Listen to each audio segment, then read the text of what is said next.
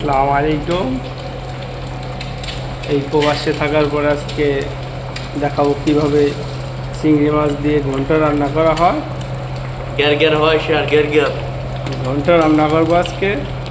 তো দেখেন ঘন্ট রান্না হচ্ছে চিংড়ি মাছ দিয়ে, আলু দিয়ে, সিজার দিয়ে ঘন্ট এটা। আর এখানে আমার এক সাদিক ফ্রেন্ড, সে নাস্তা করবে, 3টে ডিম ভাজতেছে।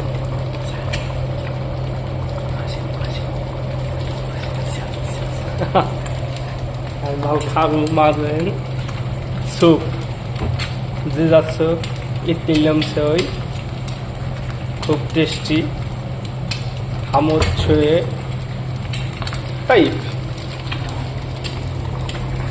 আর আজকে আমি ঘন্ট রান্না করব, প্রায় শেষের দিক ঘন্ট। এখন পানি দিয়ে একটু গরম করব, তারপরে তেল পোড়ানি দেবো, তাই শেষ রান্না।